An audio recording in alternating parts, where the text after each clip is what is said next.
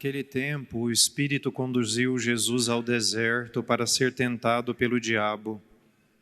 Jesus jejuou durante 40 dias e 40 noites, e depois disso teve fome. Então o tentador aproximou-se e disse a Jesus: Se és filho de Deus, manda que estas pedras se transformem em pães. Mas Jesus respondeu: Está escrito: Não só de pão vive o homem, mas de toda a palavra que sai da boca de Deus. Então o diabo levou Jesus à cidade santa, colocou-o sobre a parte mais alta do templo e lhe disse: Se és filho de Deus, lança-te daqui abaixo, porque está escrito: Deus dará ordem aos seus anjos a teu respeito, e eles te levarão nas mãos, para que não tropeces em alguma pedra. Jesus lhe respondeu: Também está escrito: Não tentarás o Senhor teu Deus. Novamente o diabo levou Jesus para um monte muito alto, mostrou-lhe todos os reinos do mundo e sua glória.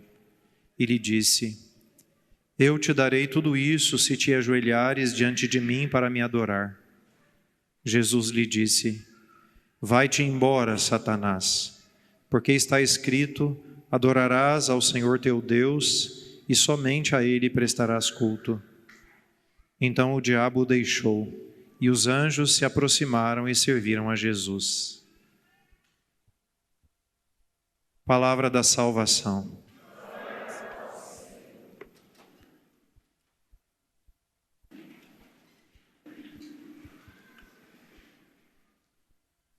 Meus caros irmãos, se nós lermos hoje os dois textos, a primeira leitura e o Evangelho, nós vamos ver que é possível estabelecer entre eles um paralelo praticamente exato entre os elementos que aparecem no primeiro texto e os que aparecem no texto do Evangelho, ainda que estes elementos apareçam como um em contradição com o outro.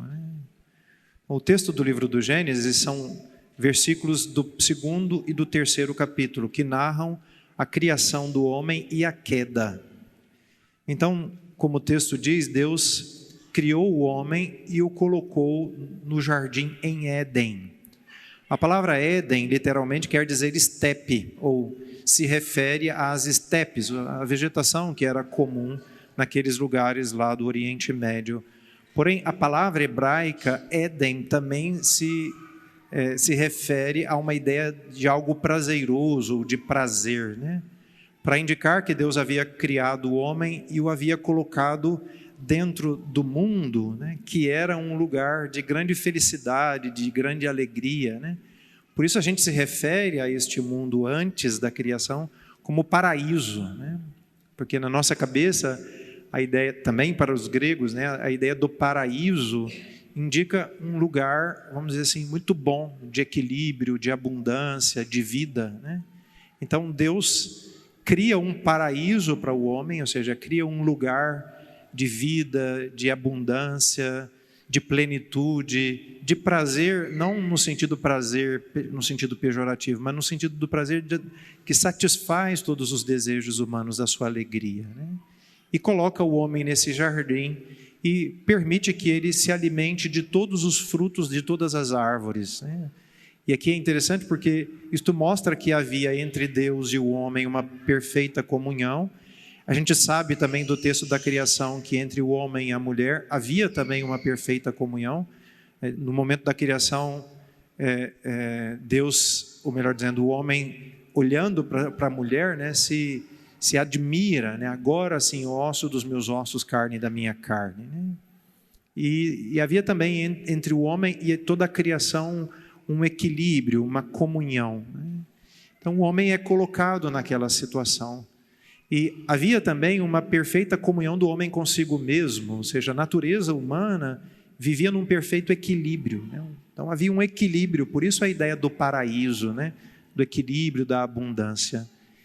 E o homem não tinha nada em si mesmo que o movesse ao mal, ou seja, do homem mesmo, da sua própria natureza, do seu interior, porque não havia nenhuma desordem, nenhum desequilíbrio, não havia nada nele que o movesse ao mal.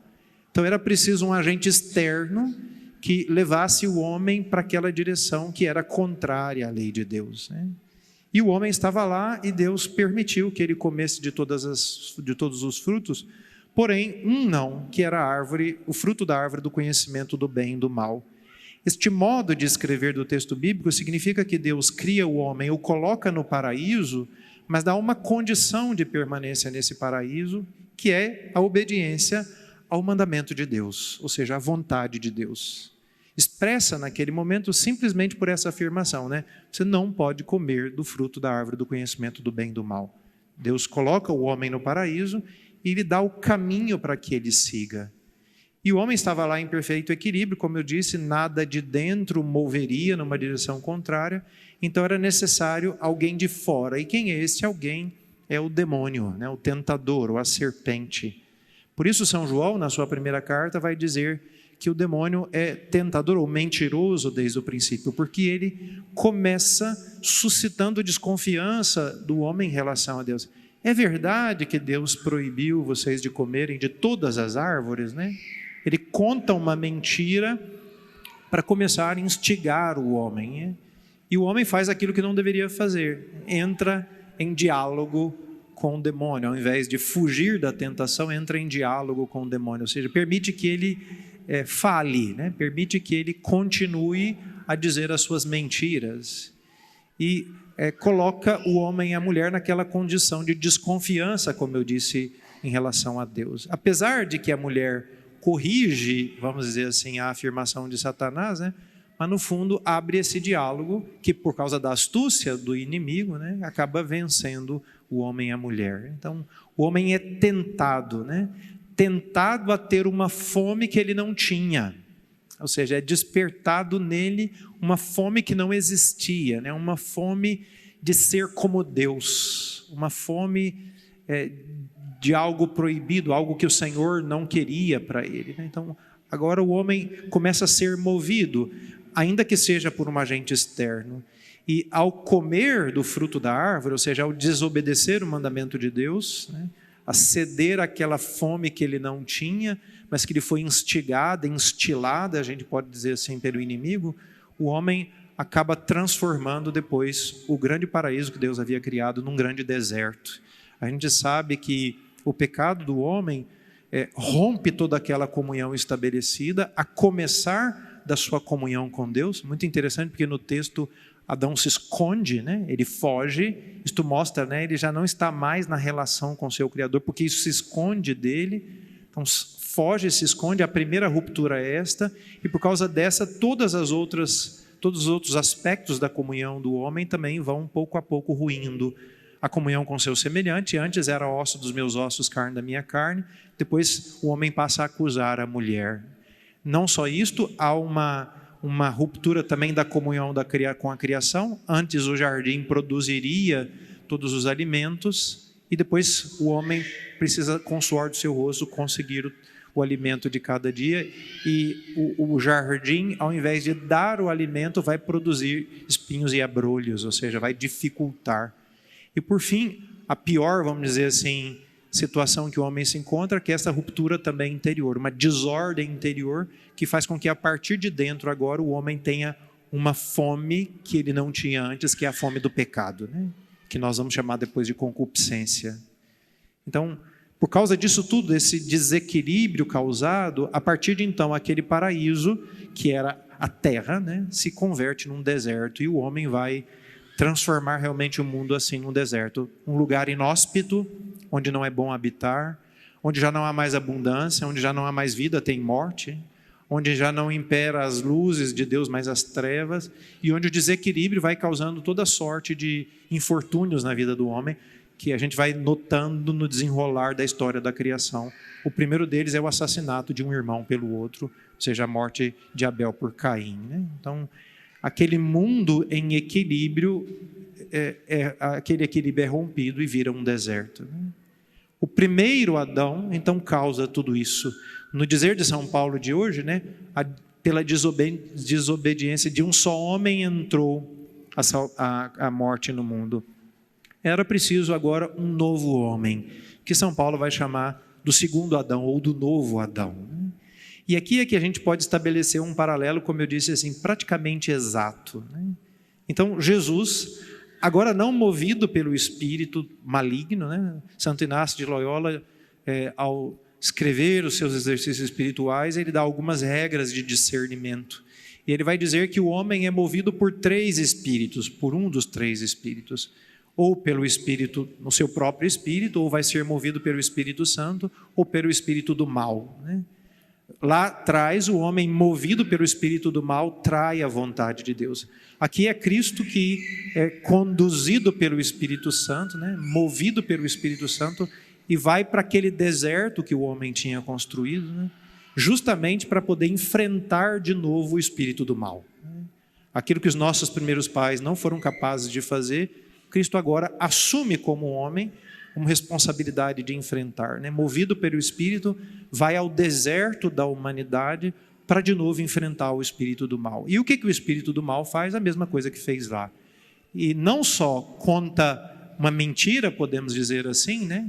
Não só inventa alguma coisa, mas faz isso ainda usando a palavra de Deus. Ou seja, cria uma situação toda de engano, uma tentativa de engano, inclusive usando a palavra de Deus. E o que Jesus faz nas 3 tentações? Que na verdade são as 3 tentações fundamentais do homem, o ter, o poder e o prazer. Ele enfrenta o tentador fazendo aquilo que os nossos primeiros pais não haviam feito, mantendo obediência à palavra de Deus. Ou seja, ele cumpre o projeto de Deus. Ele resiste ao tentador, né? Ele que tinha uma fome ilícita, porque tinha passado 40 dias e 40 noites sem comer, né?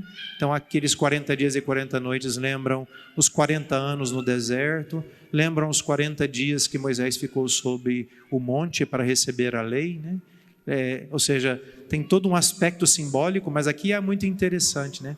40 na Bíblia, no tempo de Jesus, é claro, era o tempo de uma geração, porque era mais ou menos um tempo que o homem vivia. Ninguém morria como nós aqui, com 90 anos, com raras exceções, né? Então é o tempo de uma geração. Ou seja, o que na verdade Jesus está dizendo, né? Agora começa uma nova geração, ou deveria começar uma nova geração, daqueles que obedecem à palavra de Deus. E Cristo é o primeiro, ele é o novo Adão, né? Que enfrenta o demônio e que vence o demônio a partir da sua obediência à palavra de Deus, né? Aqui, e aí, claro, né? Jesus transforma o deserto de novo em paraíso. Então, por causa da sua obediência e da sua fidelidade a Deus, aquele mundo em desequilíbrio que tinha se tornado um deserto, agora com a obediência de Cristo, de novo as portas do paraíso se abrem ao homem. É muito forte isto. Eu acho que já falei isso aqui em outras vezes, mas se não falei, falo agora, né? Mas certamente vou ainda lembrar vocês disso de novo. Quando Jesus morre na cruz, do lado dele tinha um ladrão, né, que diz: Senhor, lembra-te de mim quando entrares no teu reino. Então, naquela hora em que o demônio continuava tentando Jesus, no Evangelho de São Lucas, na narração das tentações, diz que no final o demônio deixa Jesus para voltá-lo no tempo oportuno, né?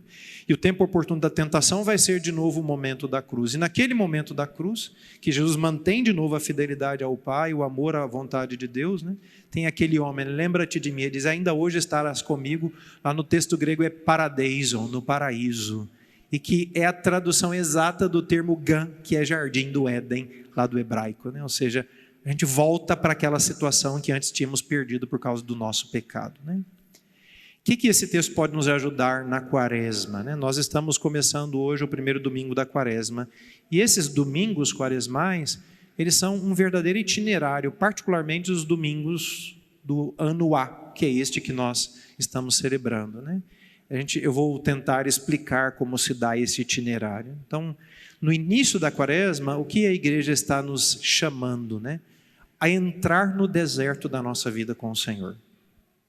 Ou seja, a entrar na nossa vida, naquela situação de sofrimento, de falta de vida, aonde há em nós aquele ambiente já de trevas, de não abundância, ou seja, tudo aquilo que era contrário à vontade de Deus. E cada um de nós sabe quais são os nossos infernos pessoais, ou seja, cada um de nós sabe lá onde de fato tem um deserto, né? E não nos enganemos, porque esta é uma realidade, né? Todos nós, sem exceção, em maior ou menor grau, vivemos nessa situação inóspita, sem vida, né? Ou seja, já não de abundância, já não de luzes, né? Cada um de nós vive e não tem jeito de correr. Certamente é difícil entrar com Jesus no deserto e enfrentar a tentação. Isto é difícil, certamente. Porém, é a única possibilidade que nós temos de transformar esses desertos da nossa vida em paraíso. Ainda que o paraíso não seja nesta terra, porque não é, né? Mas é caminhando nesta vida e enfrentando com Cristo estas situações lá onde o tentador nos pega, né? É enfrentando isso que a gente tem possibilidade de fazer um caminho de conversão que depois nos leva ao paraíso, né? E aqui a gente não deve temer entrar nesse deserto, porque nós entramos com Cristo, porque Ele já foi lá e já venceu o tentador no nosso lugar. Por isso, nós não precisamos temer o enfrentamento dessas realidades, porque o Senhor já as enfrentou por nós, já venceu o tentador por nós. Por isso, se vivemos e enfrentamos com Jesus essa situação, então nós temos a certeza de que nós sairemos vitoriosos, né? Mas há aqui um elemento que me parece fundamental para que a gente realmente saiba e consiga enfrentar essas situações da nossa vida: a escuta da palavra de Deus e a obediência à sua palavra. Eu tenho notado, e eu já falei isso outras vezes aqui, tinha prometido que falaria outras vezes, então estou cumprindo a minha promessa, né? Nós ouvimos muitas e muitas vozes hoje. Eu sou de um tempo onde o acesso a qualquer informação era muito parco. A gente tinha pouquíssimo acesso, mesmo informações de livro. Eu já falei isso para vocês, quando eu estudava teologia, né, a dificuldade que era para encontrar um livro, materialmente falando. Naquela época não tinha internet, né? Hoje tem muitas vozes falando na nossa cabeça, né?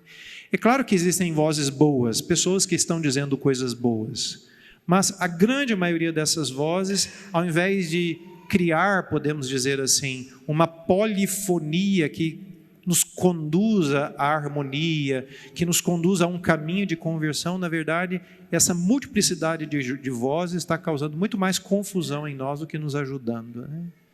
No passado, só quem tinha grande autoridade podia falar alguma coisa.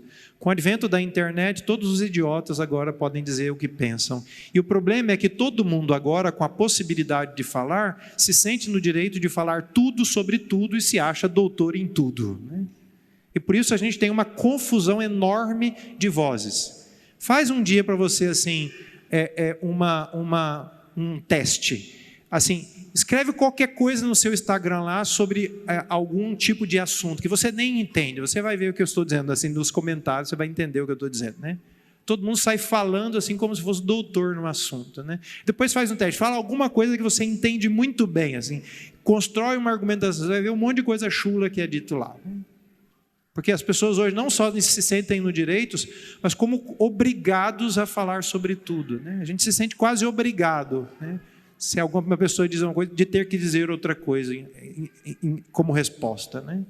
Isso está causando uma grande confusão, né? E a gente precisa começar a selecionar quem a gente ouve. E o primeiro a quem nós devemos ouvir é Jesus. E o modo melhor de ouvir Jesus é a sua palavra, porque é lá que Ele está nos dizendo qual é o caminho. É lá que Ele está dizendo onde nós devemos caminhar, como devemos conduzir a nossa vida. E se nós quisermos transformar o deserto da nossa existência em paraíso, só tem uma possibilidade: a obediência à palavra de Deus. E a obediência começa com escuta, né? A palavra obediência vem de ob-audire, ou seja, colocar-se sob aquilo que nós ouvimos. Por isso precisa de escuta, né? Por isso precisa a palavra proclamada no deserto da minha vida, como Jesus fez lá, né? Ele começou a pregação no deserto também, né?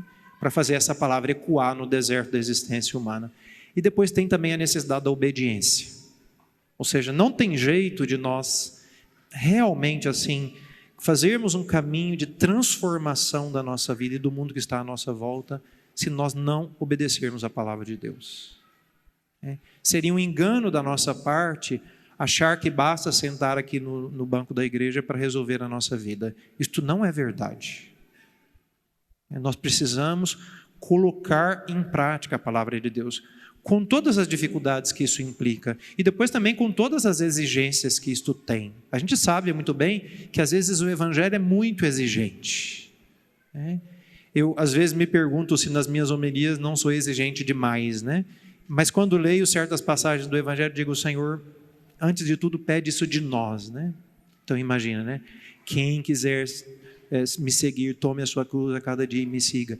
Quem amar seu pai, a sua mãe mais do que a mim, não é digno de mim. Imagina, são textos muito fortes, muito sérios, né? Então, de fato, há uma forte exigência que o Senhor faz para nós. E essa exigência precisa ser colocada em prática nas coisas mais simples do nosso dia a dia. Se nós começarmos a barganhar, a jogar, a arrumar escusas para não colocar a palavra de Deus em prática, o que nós estamos fazendo é cedendo ao tentador. Lembrem-se que ele sabe mais a palavra do que nós e é capaz de usar aquela mesma palavra para nos colocar numa situação errada, como tentou fazer com Jesus. Então, a importância de ouvirmos a palavra e de nos empenharmos. É claro que nós não vamos fazer isso perfeitamente, a gente vai cair, escorregar. Por isso existe o sacramento da reconciliação, mas ao menos no que depende de nós, do empenho da nossa parte, nós devemos insistir. Por isso eu queria, para terminar minha homilia, propor duas coisas. Eu estou fazendo isso na Lexio Divina, que está acontecendo aqui na paróquia, e vou aproveitar que me empenho para pensar isso para lá, e vou também ajudar vocês aqui. Vou sempre propor 2 pequenos propósitos para essa nossa semana. E vou fazer sempre pensando no nosso caminho pessoal de discípulos de Jesus que escutam a palavra e depois também no aspecto nosso missionário, porque o Senhor não nos chama a viver nesse mundo sozinhos, Ele nos dá os irmãos e quer que a gente colabore uns com os outros, né? Então, primeira proposta, né, para quem não faz isso, porque quem já faz basta continuar, né, para quem não tem este hábito, deveria adquiri-lo e eu vou ajudar fazendo esse pequeno propósito. Primeiro, silenciar um monte de vozes, né? Vai lá no seu Instagram e para de seguir aqueles 1.250 pessoas que você segue lá. Diminui para uns 30, tá bom, entendeu? Então, diminuir, né? Então, parar de escutar a voz demais e dedicar tempo todos os dias a escutar a palavra de Deus. 15 minutinhos. Lê o Evangelho, medita, fala com o Senhor, tira uma ideia boa para a sua vida. Basta isso. Começar a ouvir com mais seriedade a palavra de Deus. Isto é o aspecto pessoal. E depois também um aspecto, vamos dizer assim, missionário, né? Que é a segunda atitude que eu queria encorajar vocês, que eu já fiz isso em outros momentos, mas quero insistir isso de novo, né? Não só nós precisamos ouvir a palavra de Deus, mas tem muita gente precisando. Por isso, é importante que a gente seja canal da possibilidade de que outras pessoas escutem a palavra de Deus. Por isso, de novo, vou voltar àquela ideia, escolha uma pessoa essa semana, só uma. Não precisa ser 2, nem 3, só uma pessoa, né? E reze por essa pessoa, para que ela possa ouvir a palavra de Deus, para que ela tenha um coração aberto à palavra de Deus. Liga e desinteressadamente procura saber como é que está aquela pessoa, como é que ela anda, se ela está bem. Se foi uma pessoa que caminhou com você na igreja, né? O que foi? Você sumiu, está desaparecido, né? Se interesse por aquela pessoa. Se for necessário, faz uma visita para ela. Vai lá tomar um café, conversar, né? E depois, claro, por fim, a gente tem que também fazer uma proposta explícita. Faz tempo que você não vai à missa, né? Você não quer ir na missa comigo domingo, não, né? Ou seja, um convite explícito para que essa pessoa, de algum modo, tenha a possibilidade de ouvir a palavra de Deus. Assim, a gente começa a vencer lá no deserto o tentador com Jesus. E pouco a pouco a gente pode transformar esse deserto de alguma maneira externo e interior mais próximo daquilo que o Senhor tem sonhado para nós. Louvado seja o nosso Senhor Jesus Cristo.